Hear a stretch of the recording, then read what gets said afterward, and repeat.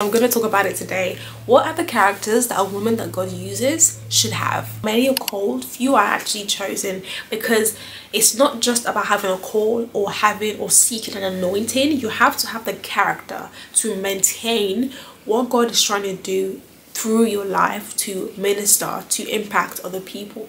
Number one thing is, it's super essential for the woman that God uses to be faithful and trusting in Him. You have to be a faithful steward, first of all, of everything that He is speaking to you, what He's doing inside of you, everything that He has given to you. You have to be faithful to the revelations. You have to be faithful in your relationship with the Lord before He can entrust you to others. Paul tells Timothy about this as well. You have to be willing to trust the Lord and not try to do things in your own time, not trying to jump steps. Not the thing you have to be is prayerful and spirit-led.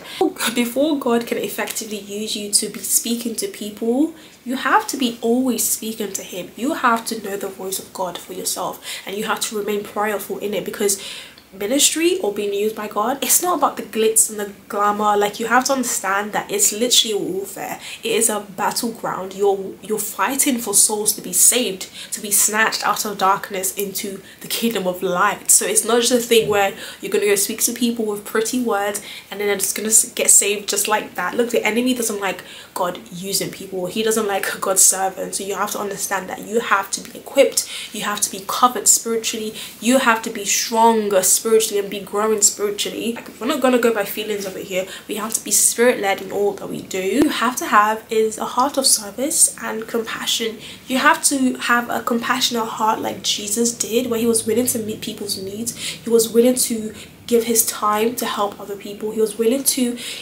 volunteer and just be able to be available to people. This can look like in your church, this can look like in your family. You can't live a life where it's just all about you. What can you also help people with? Literally spreading God's love and God's grace to people this way. Is you have to live an obedient life, a life that honors God and shows that you believe God's word and teachings, and you see it as ultimate authority in your life to guide your life. Be obedient to the Lord. Like, God is not looking for people who just want to be quick to share a word with people every single day. Like, are you obedient in the times that people can't see you? Thing is, you have to be humble and teachable. Like, you can't teach others if you're not willing to learn yourself. You can't teach others effectively and they're actually impacted if you're not willing to be impacted by God's teachings to you or God's corrections to you. You have to be willing to learn from others, learn from your mentors above, learn from those younger than you. You just have to have a teachable spirit that is so humble, and that is pleasing to the Lord.